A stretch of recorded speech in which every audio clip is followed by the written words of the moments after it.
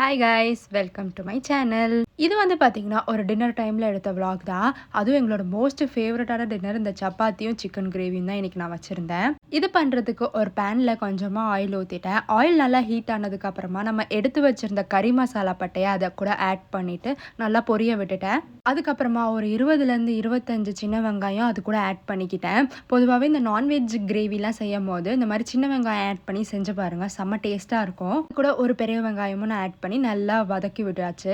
இது வதங்கினதுக்கு அப்புறமா ஒரு 2 தக்காளி ஆட் பண்ணி அதையும் நல்லா வதக்கிட்டு அதுக்கப்புறமா தேவையான அளவுக்கு உப்பு ஆட் பண்ணி அதுக்கப்புறமா இஞ்சி பூண்டு விழுது இருக்கும்ல அதையும் ஆட் பண்ணிட்டேன். இந்த இஞ்சி பூண்டு விழுதுல பார்த்தீங்கன்னா ஒரு 4-5 சின்ன வெங்காயம் சேர்த்து அரைச்சி வச்சிருக்கேன். இஞ்சி பூண்டு அரைக்கும் போது ஒரு 4-5 சின்ன வெங்காயம் சேர்த்து அரைச்சி பாருங்க, செம்ம டேஸ்ட்டாக இருக்கும். ட்ரை பண்ணி பார்த்துட்டு எனக்கு கமெண்ட் செக்ஷனில் சொல்லுங்கள். இந்த இஞ்சி பூண்டு ஸ்மெல்லாம் போனதுக்கு அப்புறமா நம்ம வாஷ் பண்ணி வச்சிருந்த சிக்கனையும் அது கூட ஆட் பண்ணியாச்சு. ஆட் பண்ணிட்டு கொஞ்சமாக தயிர் ஆட் பண்ணி நல்லா மிக்ஸ் பண்ணி விட்டுட்டேன். அது ஒரு 2 மினிட்ஸ் அப்படியே கொதிக்க விட்டுட்டேன். அப்போ தான் சிக்கன் நல்லா சாஃப்ட் ஆகும்ட்டு. அதுக்கப்புறமா தான் நான் ஒரு 4 டீஸ்பூன் வந்து நம்ம குழம்பு மிளகாத்தூள் ஆட் பண்ணியிருக்கேன்.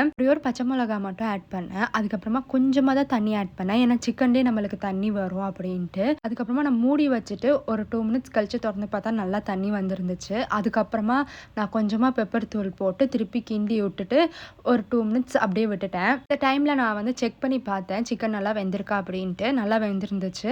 அதுக்கப்புறமா அந்த கொத்தமல்லி எடுத்து வச்சுருந்தேன்ல லாஸ்ட்டாக அதை போட்டு இறக்கியாச்சு. அவ்வளோதான், சூப்பரான சிக்கன் கிரேவி ரெடி ஆயிடுச்சு. இன்றைக்கி நான் போட்ட எல்லா சப்பாத்தியுமே சூப்பர் சாஃப்டாக ஃப்ளஃபியாக வந்துருந்துச்சு. எனக்கே ஒரே ஆச்சரியமாக இருந்தது. மாவு பிசைஞ்சதுமே ரொம்ப சாஃப்டாக இருந்துச்சு. கொஞ்சம் தண்ணியாக இருந்தால் தான் மாவு இழுக்கிறதுக்கு வந்து ஈஸியாகவும் இருக்குது, நல்லா ஃப்ளஃபியாகவும் வருது. நல்ல சுட சுட சப்பாத்தி போட்டு இந்த சிக்கன் கிரேவியோடு வச்சு சாப்பிடும் போது செம்மையாக இருந்தது.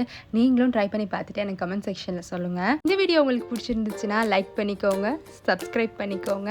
அப்போ தான் அடுத்தடுத்த வீடியோ நான் என்ன போஸ்ட் பண்ணுறேன்னு உங்களுக்கு தெரியும். பாய்.